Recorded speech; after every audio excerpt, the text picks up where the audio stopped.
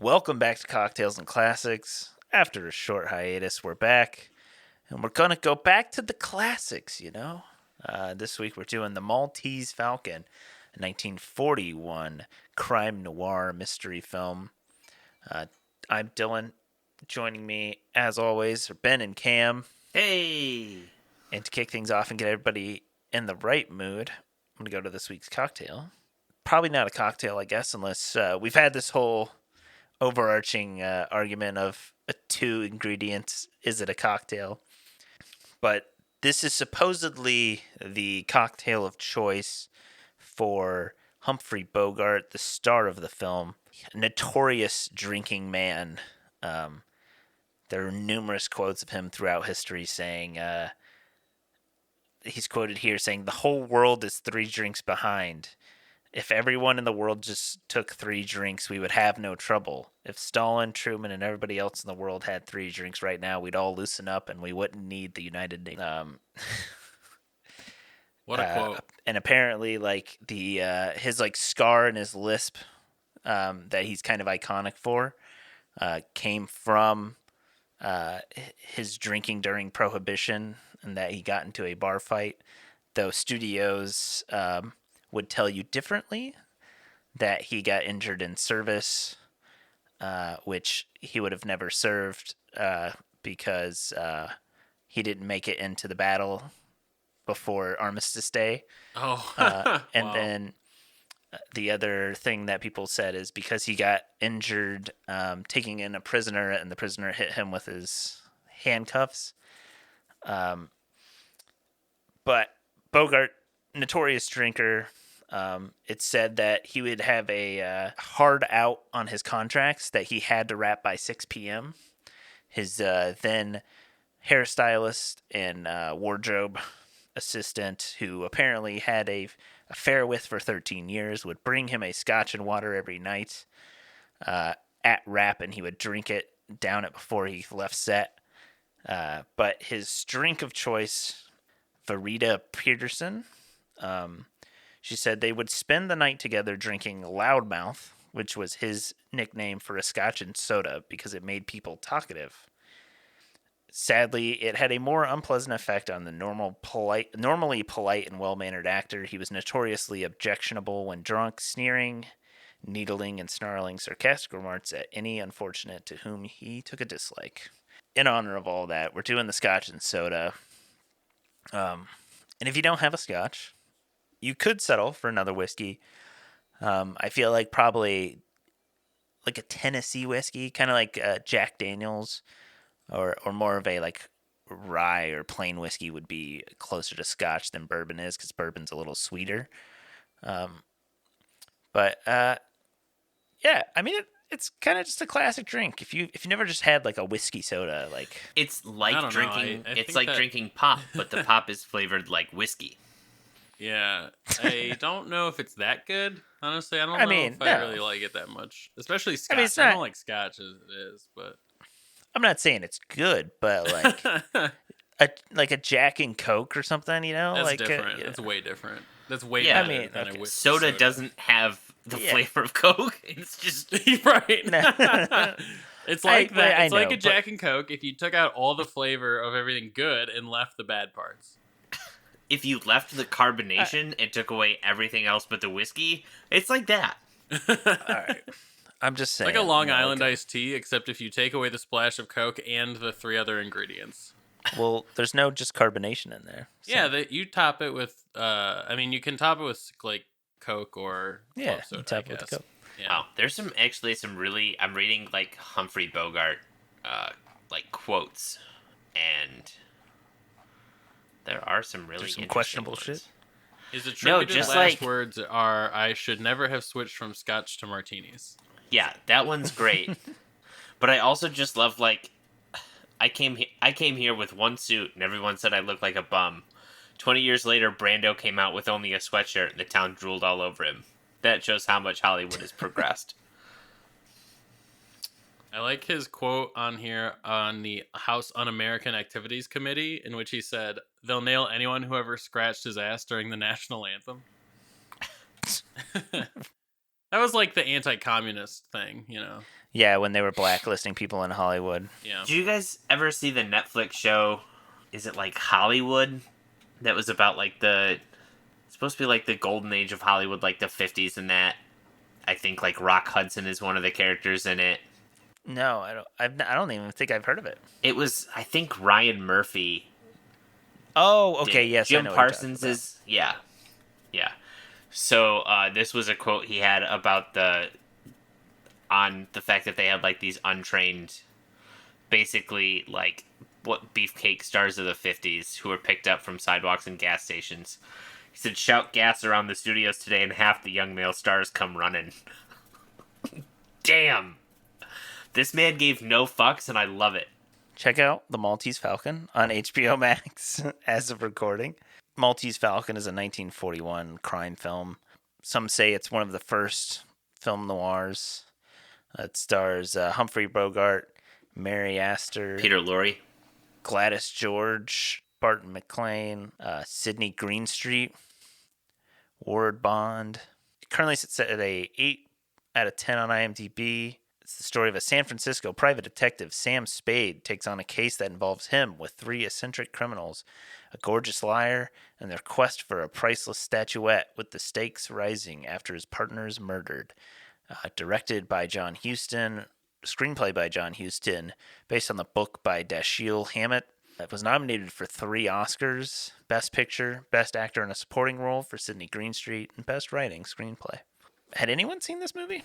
I'd seen this I feel like is a movie that I've never seen. I feel like it's one of those that's referenced a ton to the point where like you get the idea of it.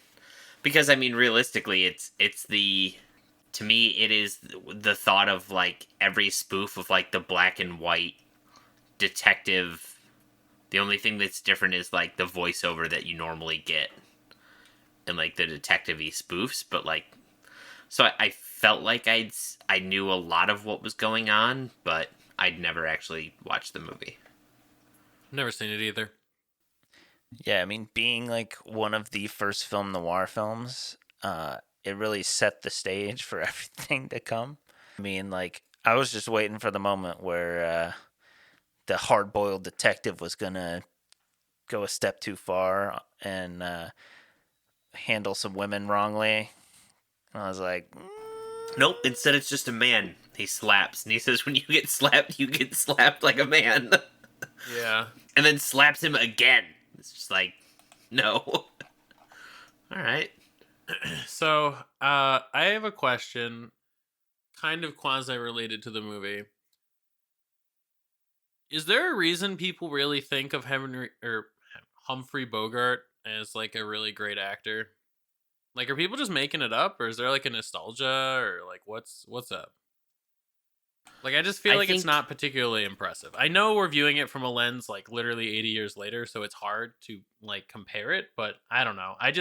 I view it through a lens of no nostalgia whatsoever, and I just don't see the enjoyment in his acting. I mean, I thought he was better in Casablanca than he was in this. That's I fair. also just don't think, like... I mean, he made a shit ton of movies, so, like, to base it off of the 2 we've seen probably doesn't help. And back then, you had, like, realistically, each studio had 2 or 3 lead actors that were in almost everything, so the fact that he was one of them, just think how much worse it could have been. Well, and this is also not, like, he wasn't nominated for an Oscar for this movie. He was nominated for Casablanca, and the only one he won we haven't watched was The African Queen. So, but it might just be the character. Like, I feel like that character isn't the most interesting. I don't know, maybe I wasn't paying attention well enough. I do feel like this movie was a little bit all over the place. Yeah. Like, it seems very jumpy. Like, there's not a great, like, threading of the scenes to tie together enough of what's going on. I mean, you're supposed to be in the dark for the first part where it's like, Mrs. O'Shaughnessy, I think. Is that her name? Yeah.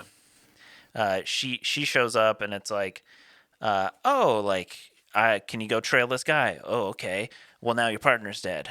All right. Who killed him? I don't know. And then you slowly meet all these other people, but it's never like tied together well enough to where I can be like, oh yeah, no, this, like, I can see why we're at this next scene because of this thing. I feel like. Yeah, I feel like some stuff just came out of nowhere, and I think the end result of all that is, I feel like it's like the payoff at the end is not super satisfying, which is kind of what I want from these types of movies. Like Chinatown, I feel like was like that, where it did like the payoff was good, you know, and I just feel like I feel like it missed on that regard. I think I think this, and I thank whoever for it. Writers have gotten so much better at adapting novels. I think they tried to pull from the novel what they could, but just did not do a good enough job. And I think back then, in order for writers to really think that they got the novel, the movies had to be like 6 hours. Cough, cough, Gone with the Wind. Cough, cough. But like, this one just, for under a 2-hour movie, I think it tried to do too much. There was too much going on, and I'm sure there was probably too much going on in the novel for this to be a hour and 40-minute runtime movie.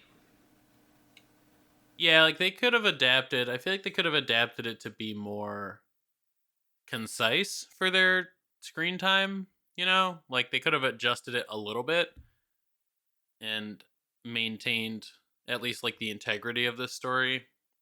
I don't know the original story, so I can't comment on what they did or didn't do from it, but like, yeah, I did I feel feel like there it was has just to kinda be like, stuff oh, that was not. yeah. Yeah, I think they probably left out a lot of the transitionary stuff, which is why this feels. I'm guessing. I haven't read it either, but my guess is that they went main point, main point, main point, main point in the story, and whatever kind of happened in between. If we get it, great. If it doesn't fit, cut it. We can make it work, and then at the end, it's just not enough of the in-between stuff to tell a cohesive story as to what the hell's going on. All right, I have a 1B question. So, related.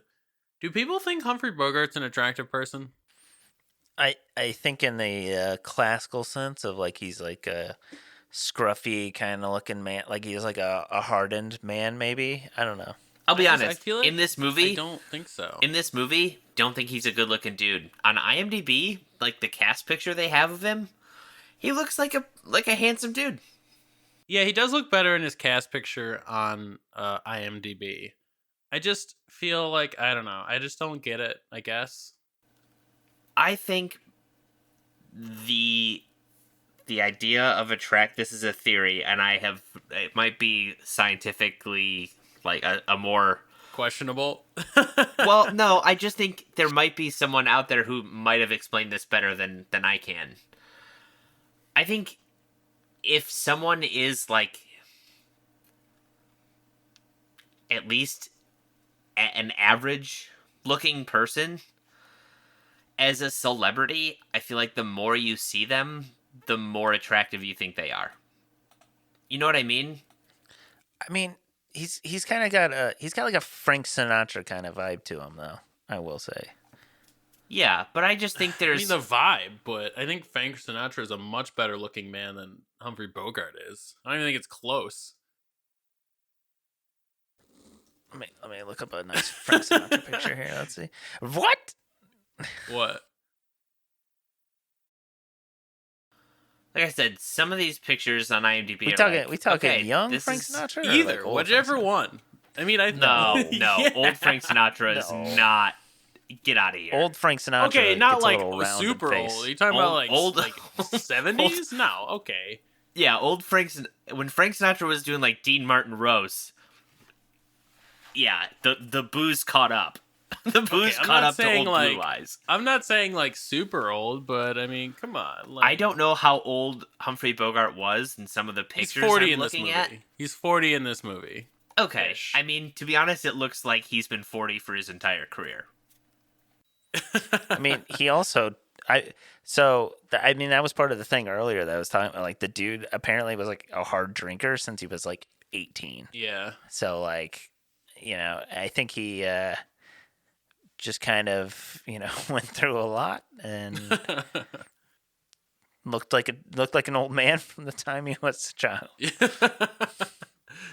He's got old man eyes. Like I said, I don't think he's people's sexiest man alive. But What if he actually was back in the day, though? All right, let's look up the trivia. I mean, so is Blake Shelton. So come on. That's a good. I mean, that's pretty egregious. But they have to pick a new person every year, you know. It can't just be like George Clooney for 20 years. There has to be someone other than Blake Shelton. I mean, I agree with you, but Yeah, they can't pick the same person every year or whatever, but also there's new celebrities every year. So come on, pick someone new. What year was he? Oh, Was he, like- 2017. The AFI said he listed him number 1 as the greatest screen actor of all time. See, boo! That doesn't even make any sense. All right, like I just Empire in 1997 said he was number 9 top movie star of all time. well, what do they mean by top movie star? Like number of movies? Do they mean It like might have best been, like- roles? It might have been based on like box office. Entertainment Weekly, greatest movie star of all time. Like he was in a sheer a large number of them. So like I get saying like, oh, he's one of the best ones of all time because Premiere Magazine he literally said has like 50 acting credits. or 50th whatever. best performance of all time in this movie. I just look, I don't think so. I think you could find 50 better performances in the past 20 years. Unless we're like adjusting the score for the time period, like that's fine. If you want to say like time adjusted, was he better than most of his contemporaries? Maybe.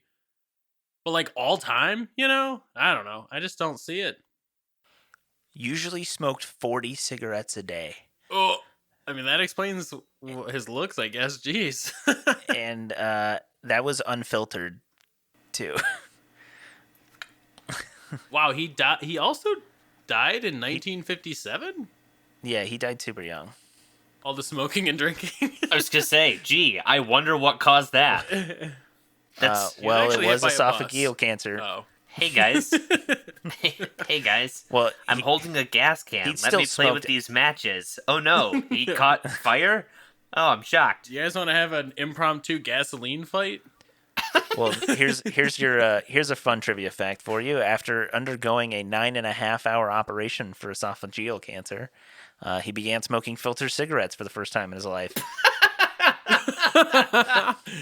You gotta remember back It's- then. It's so But back sad. They then- thought they were okay for you. They Well, thought not maybe only- they were even good. Not only okay, but like advertisers sold them as like, let me find a doctor who I can pay enough money to say cigarettes are good for you. Yeah. So I mean, there were medical things that came out that would say, "Oh, yeah, no, cigarettes are great. You should really smoke them. They're gonna make you live forever, and you look cool." The 14th was the anniversary of his death. Wow. I'm over here just trashing the man 2 days after his anniversary of his death. Oops. He was born on Christmas. Holy shit. I think that's fake, though. Really?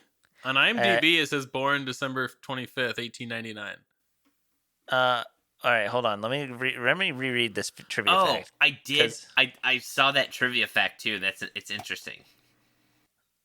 So this trivia fact, it says New York Times reported on December 2000 that Humphrey Bogart was born on 23rd of January 1899, but Warner Brothers publicity decided that a Christmas birthday would be far more advantageous because a guy born on Christmas can't be all bad. But oh my god. it says, however, copies of two 1900 census forms prove this to be incorrect. Wow. So He literally was like, it's not even close either. Like you said, January 23rd, 1899. So they literally pushed his birth date like 9 months into the future. I guess like 11 months into the future. well, let's see. What does it say? I don't know. A lot of it does say he was born on Christmas, so maybe he was born on Christmas in the New York Times. All right, I will say I looked at this AFI list, and the only person that's like relatively modern is Sidney Poitier. Everybody else is super old. So I would not even consider Sidney Poitier modern. he had a movie in 97 and 92. So I mean, yeah, but he was like I'm just saying that is 70? yeah, he was super old. I'm just saying like that is the most modern example I could find of somebody on this top 25. But what is their idea of modern? Is it like modern actor, like the modern style of acting, or is it like Well, they don't have any. modern I don't know what day? they think. I'm just saying like this list of top 25 movie stars Yeah, is 'cause, all like, old people. like there's a modern style of acting that's like more so what you see today. Real, Um, what people actually yeah, are like. like authentic. Well, I mean, yeah, but that wasn't was that like Brando? Really, that kind of Brando is on there. was like the first. Like I'd say, like He's like Yeah. typically credited as being like the first major actor to act in that style. Which, to be fair, Humphrey Bogart even like said when I think it was Streetcar came out, I read the quote that he's like, "This guy can act. The rest of us are just selling potatoes." I think Humphrey Bogart was a little self-aware of the movies he was Oh. making. One of his He even quotes was said, literally like, "I've made more bad movies "I've made than more bad anybody movies else." than anybody." Yeah, Yeah. yeah. I mean, So like, I think he might agree with what I'm saying. If I'm I would I bet think he'd so. defend a couple though. I feel like he'd defend like Casablanca. I feel like and, he'd be the type this of guy movie. that he would sit there and be like, "Come on though, Casablanca was good though, right? I mean, come on, come on, it was good." No cap. Casablanca Some was of the- busting. Look, some of the movies I made were shit, but Maltese Falcon, that's a good flick, man. I made a good flick. Now go get me another that Scotch shit, Soda. That shit was gas. and an unfiltered cigarette. What? You can't really buy those as much anymore? What? Nobody smokes those? I guess I didn't know exactly what the movie was gonna be like going in. I feel like I was expecting a little bit more Chinatown, and got kind of like more of an adventure film, if I'm being honest. This is the Definitely. original One Punch Man. He's just knocking dudes out with one hit. He's like, bam, you're on the ground. Now I can rummage through your clothes. It was super weird. And just like the whole like roasting fucking, what was it, Wilmer or whatever? What is Yeah. the Wilbur. Wilmer? Wilbur with a B. Yeah. like he just kept fucking roasting that guy the whole movie to the point of where that dude was like about to cry and kill him. Like, he fucking bullied that guy. It's Wilmer did. with an M. It is Wilmer, but there were some parts that were I think they were supposed to be funny, but they were legitimately Yeah. funny. Like him bullying Wilmer was funny. The other part that was hysterical to me is when he knocked out Joel Cairo. Yeah, and then he was like, "All right." Cairo's like, "All right, give me my gun back," and he gives him his gun back. He's like, "All right, I'm holding you up. I'm searching the place like a second time." It's like, what? Like, this is so. I feel like it's supposed to be funny. Maybe I don't know if it's supposed to be serious, but I don't know. That part was actually funny. It's funny to me, like when Gutman says something to him, and he's like, "I've already took guns from both of these guys." Yeah. Like, Yeah, I've already practiced. I've practiced disarming both of them. Peter Lorre, I saw him in this movie, and I knew I recognized him. This is the most insane thing. What I recognized him most from is the caricature that they did of him in Looney Tunes. Oh my like, god! There's a with like the caricature of him in sad Looney eyes Tunes? and big. Oh my god! I'll pull it up. And I think they always did like his voice of like, but his voice was of like one character that he did. Cause I think the character always talk like these. If you ever remember, like, Wow. that was like a fucking character that was always. I don't know what character it was that he did, but that's the one I remember. So they used him like a lot. He was in like a lot of different things. They actually Yeah, literally he has called the 110 character acting credits. Dr. Lori. Oh, in Looney Tunes? Yeah. Oh my god, that's terrifying. I just looked Right? up a picture of this dude. What the fuck? I mean, Of, it like, looks the- just like him, I guess. Like the Looney Tunes version? Yeah, the Looney Yeah. Tunes version. That's Yeah, I looked and I terrifying. was like, man, he looks a lot less creepy than I remember him looking in Looney Tunes. Oh yeah, I remember him. I mean, it sounds like him. It though. sounds like Gollum. No, but it like it does sound. It sounds like how he kind of sounds. I did enjoy the movie, and I think like I'm not gonna sit here and shit on it the whole time, but I am gonna like critique it. I just feel like the whole outcome, like the ending, was just kind of like didn't make me feel like it was worth most of it, you know? No. Like the whole time we're like, oh, we're gonna get the Maltese Falcon, you know? Oh, here I'll pay you $1 million for the Falcon, you know? And then the end, it's literally just a lead copy, and then it just ends, and it's like, oh, I'm gonna turn you in. What's he call her? All Precious. I'm gonna turn you in, Precious, because you killed my partner. And it's like, okay, all right, cool. A pet peeve is when they do these types of things and there is no inkling whatsoever at any point really that like that was the conclusion we were gonna reach. You know, like there is nothing. He kind of just like, yeah, I knew you did it for some reasons. I deduced it, you know, I guess basically. Yeah, I mean, pretty much. When he was just like, yeah, he never would have done that, but for you, he would have walked up the alley for you, licking his lips. You could have gotten as close as you wanted to before you shot him.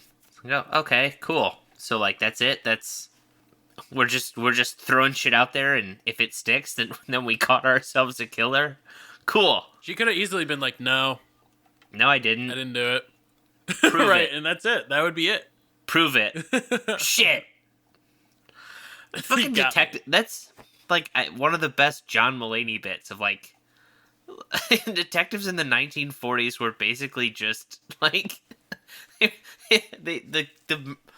the suspects all told you who was doing it. Yeah, and if anyone comes by, tell them the McMurphy gang was here. It's like, okay, well, we know who we're looking for.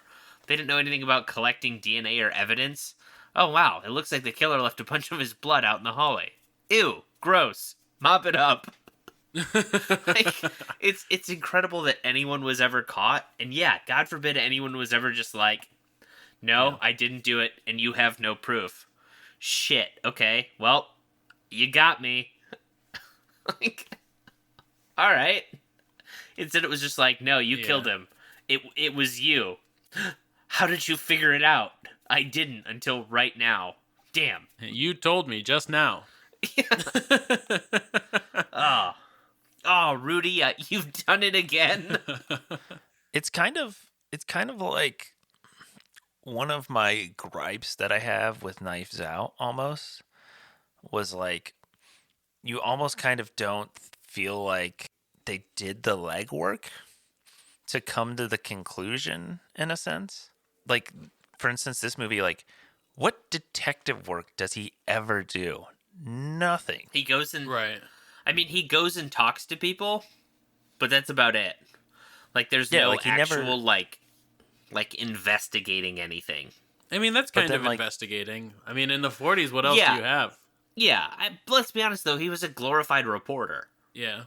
He was But like, an investigative journalist without the journalism. Like, he just went and talked to people. Here it is. Okay. but yeah, like I mean, like you guys were saying, like he comes to this conclusion, but it's like, well, you're just pulling that out of your ass. Like, how did you get to this? So like, I feel like it's unsatisfying when that whole conclusion comes because it's like, oh well, I didn't see any of this really come. Like, I didn't see any of this. Yeah. Like, we weren't there for the investigation, I guess, because it all happened in your head.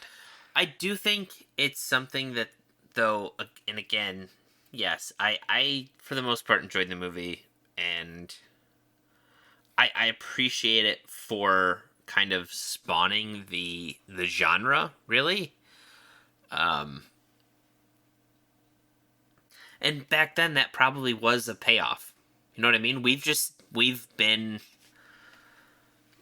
spoiled. seen, yeah. Well, we've seen seen. good Kids today, content. We have good content. kids today would never know what it's Well, like. no, I just to think just I just get think the we've answers seen told to you someone. without the legwork. Well, we've seen someone take this and through. I mean, what this movie came out? What year 41. did we say? 41. So 80 years ago.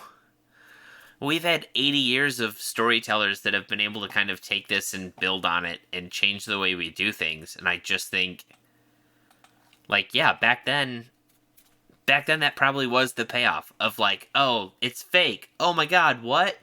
And yeah, these two, you know, Wilmer did kill those two guys. Okay. And then in the theater, you're probably like, wait, he only said two. Who killed the third guy? And that's still part of the mystery until the end when he's just like, it was you. Yeah, it was you who killed him. Yeah, he never would have gone down the alley to talk to anyone, but a dame like you, he would have been licking his lips, you see. Oh, Which is very wow. creepy. What great detective work. He figured it out. It's like back then, yeah, it was probably enough for audiences to be like, we've never seen anyone deduce like this before. He's a genius. Now it's like, he's just grasping at straws. And he's a fucking, what are they, like a mentalist. Oh yeah. He's just making shit up and waiting for someone to tell him he's... ask someone if the name ass is very important. No, T. No. Wait, T? I'm sorry. Not an S. It's but maybe it's a C. Maybe it's a C sound. It's a Carl. Oh my God! Yes, Carl was my brother. Yeah, he's talking to me from beyond the grave. Knew it. Yeah, it's But the he's same alive. way.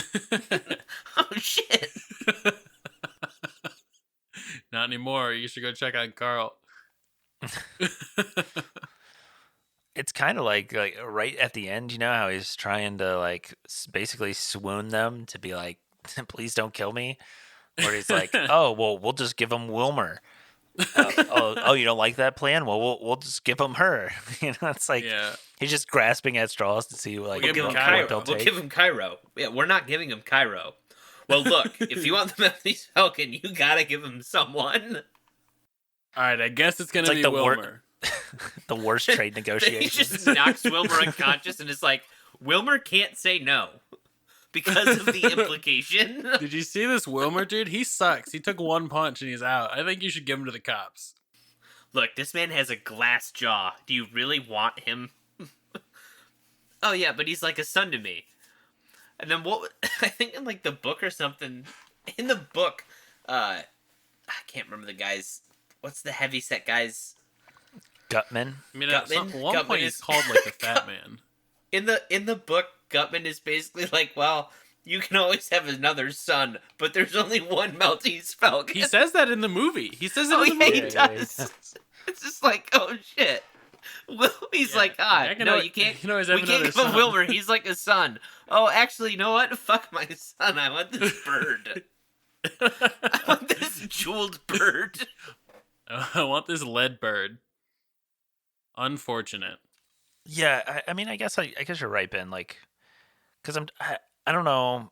Like, obviously, it's noir film, so I'm kind of like drawing comparisons, but like I think of like Chinatown that came out like 33 years after this, and I'm like, I saw the guy do the work. He went places and tried to like investigate. Got his head busted a couple times. Like he's also wisecracking. He's doing all of the similar things, but I feel like, I mean, maybe it's just a different case, I guess. But like I feel like at least in Maltese Falcon, it's less about like investigating and finding out a mystery per se, and it's more so about all these characters stringing him along in different directions. And honestly, he's like Bogart's character kind of just sucks because he's literally just gonna go to whoever gives him the most money to find this Falcon. Like even though Well, his yeah, partner I just love. fucking died, Yeah, I it's love when like, he walks out after meeting the fat man, and it's just like he leaves, and the guy tells him how much money he'll give him, and his like he throws the glass and he acts all mad, and then he's walking out and he's like thrilled. Cool. Yeah, you just got made a huge fucking payday. Way to go, bud. did anything did anything surprise you guys? Like were you ever like, oh wow, or was it all just kind of like straightforward? I think it. I don't think there was anything that was really given the opportunity to really surprise you. I feel like the movie itself just felt straightforward. Like there was not really the opportunity for a twist or for anything. Again, outside of like what now seems obvious for us, but probably back then of like the O'Shaughnessy killing Sam's partner. But like in my mind, it was as soon as they said Wilmer killed two of them, it was like, okay, well, there's only one other person that could have killed Sam's partner then. It's the only other person we'd met at that point in the movie, so that kind of narrows it down. Um, I will say, just because, again, I knew of, like, a bit of it, but for some reason in my head, I thought the movie kept going and they eventually, like, found the Falcon, or someone else just had it, but, like, it was in the movie. I didn't realize that it just ends without them ever even seeing it. For some Yeah. reason in my head, I thought I thought there was an explanation of what really happened or where it's really at. Yeah, like there's no resolution to that really. It's like everyone gets caught, but like the Maltese Falcon is still out there. I was kind of expecting I'm trying to think of like what movie it is, but kind of where like everything kind of gets fumbled up, or like somebody does a double triple cross or whatever, and then like I was expecting Bogart's character to just end Have up it. with the Falcon at the Yeah. end and be Yeah, like, for some reason in my head hey. I thought that was like what happened is like he has the real thing. Yeah. I'm trying to think of what movie I'm thinking of that like happens in. I can't remember, but I know what you're talking about cuz I thought it was the same thing.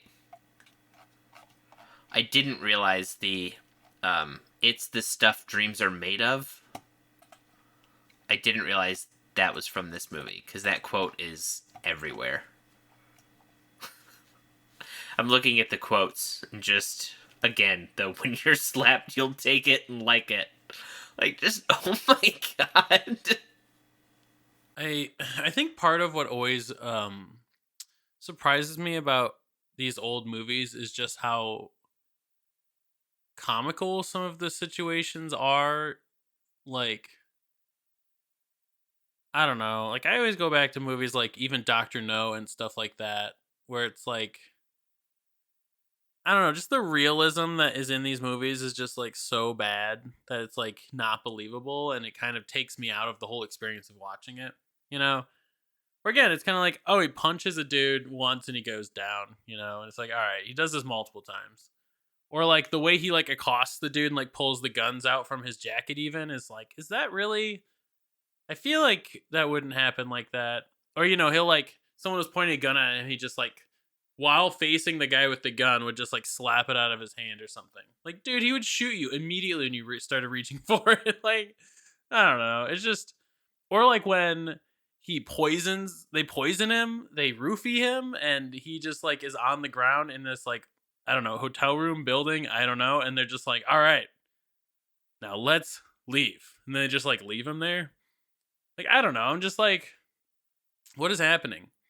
Or like, I mean, I don't remember if it was Dr. Null or Goldfinger or whatever, but they were robbing Fort Knox and like they pumped gas into Fort Knox to like knock people out, you know? And what they did though when they were like passing out is they would just like slowly go down to the floor. You know what I mean? Like they wouldn't like fall over or anything like that. They would just or like pass out, you know? They would literally like crawl down onto their like prone position and then just like pretend to be sleeping.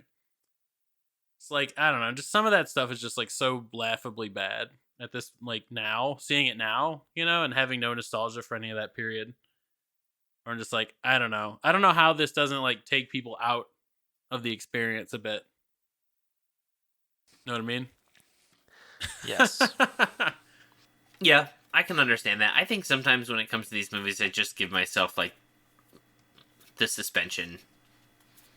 Yeah, you got to be in the headspace. I feel like for these, I don't know. I feel like I have to be in the headspace for most movies because there's some times where I'm like, I really want to watch this. Like I'm one of those people who, like, I go through all the streaming services quite often, and I like build a watch list.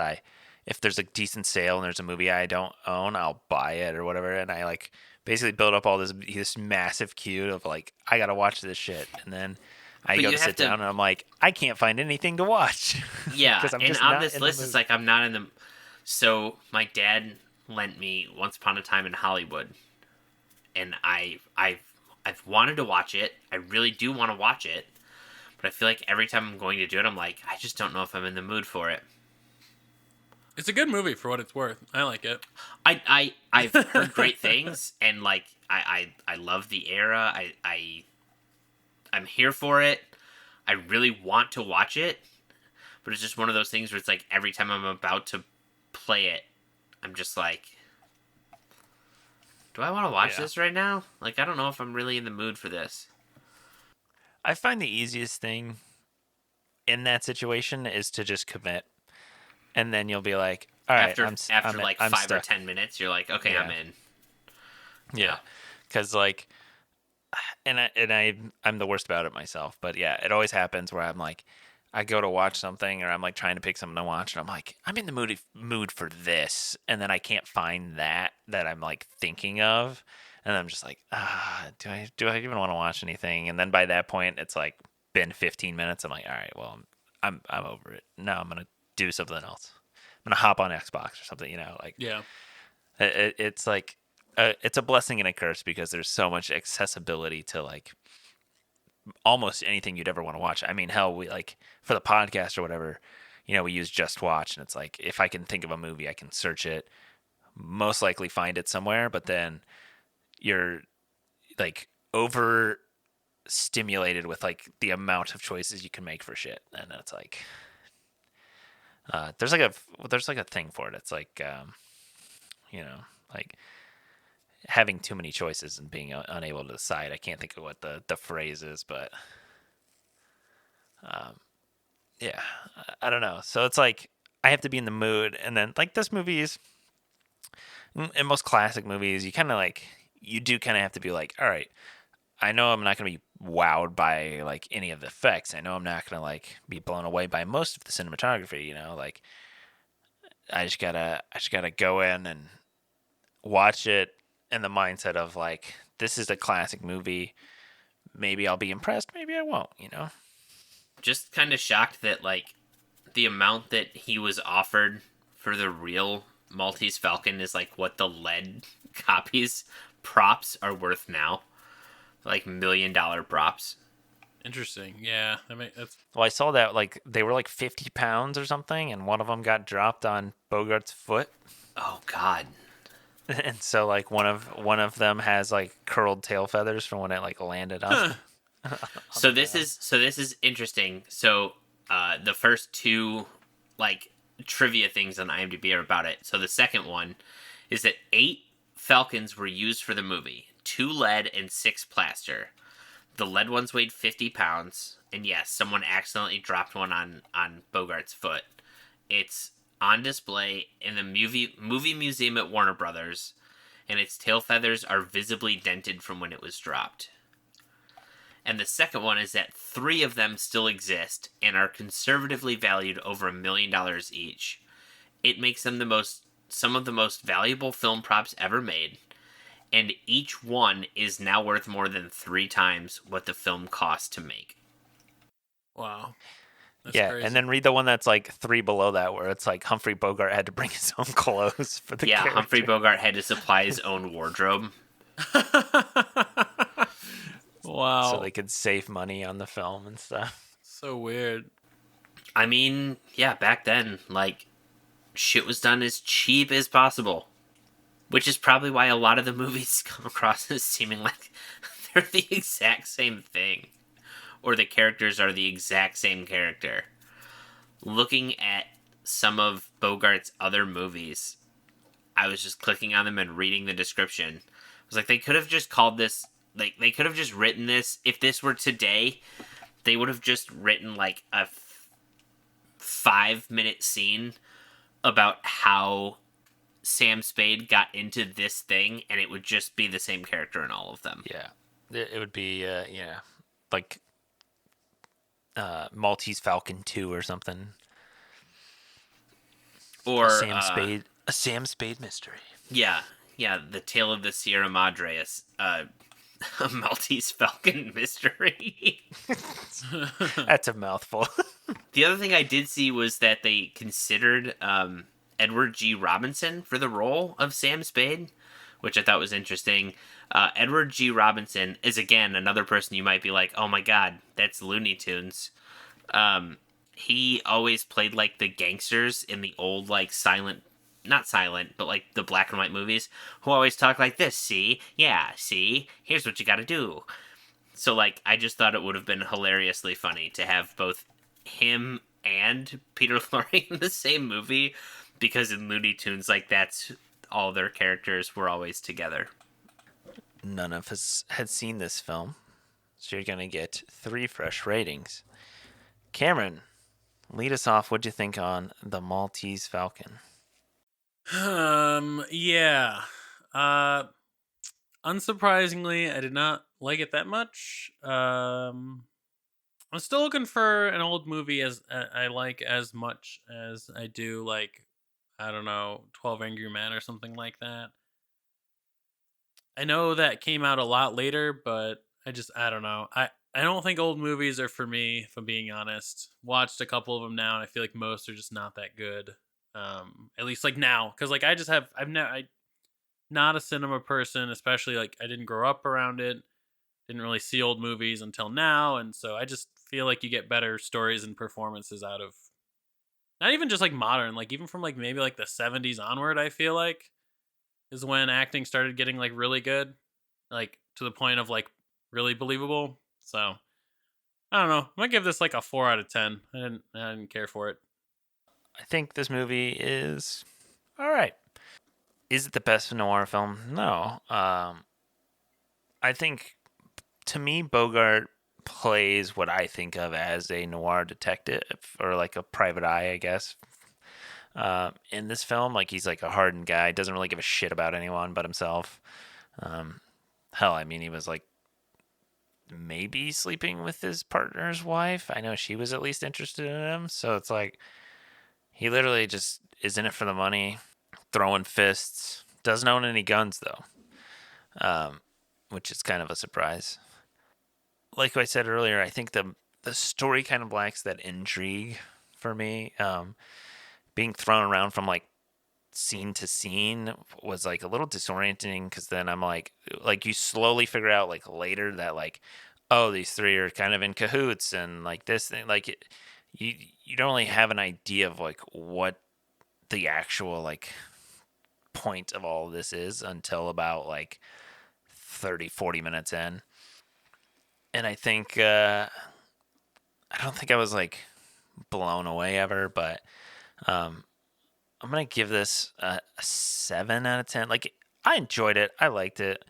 Um, I probably actually wouldn't recommend it because I do think like there are better film noir films, but for me, it was all right, and I enjoyed it. So I consider this almost like the godfather of film noir. I think there's times where this movie had to walk so other movies could run. But I do agree with what you said. When I think of the genre of the. So, when you think of like. I feel like when you think of literary detectives, you tend to think like Sherlock Holmes or Hercule Poirot, or I feel like there's a lot of European influence, British, in that. When you think of the American detective, you think of the private eye. Um, you think of the black and white noir, you know, such and such detective agency written on the window. The office is really just like a desk and maybe a filing cabinet with a rotor or with a candlestick telephone. This movie, I think, was in my mind was that. I think Humphrey Bogart was kind of the inspiration for what is the American private eye archetype. Do I think this movie's great? No. Did I enjoy it? Yes. I just I again, my experience is almost the opposite from Cameron's, where I grew up watching earlier movies, especially because growing up in like such a comic book nerd household, we watched this is like a classic. We were watching like serials. So we were watching lowest budget imaginable, basically what at the time would have been considered kid show garbage for what like the Batman serials were, or Captain America, Captain Marvel. There were several that were just very low budget, very the acting makes this look like Shakespeare. So yeah, I just think, to me, I can suspend the disbelief and understand that kind of thing because I've seen it. That's just what that era was. I think I gave this movie a 6 out of 10. It's okay. I don't think you need to see it, but I enjoyed it. I would watch it probably again, and yeah, I appreciate it for what it was. Humphrey Bogart, not his best role. Well, if you enjoyed this episode, don't forget to rate, subscribe, check us out on Instagram. Hit up the Drizzling Caster links below. Get yourself some scotch. Share us with your friends and family. Uh, leave a review wherever you listen. And as always, watch responsibly.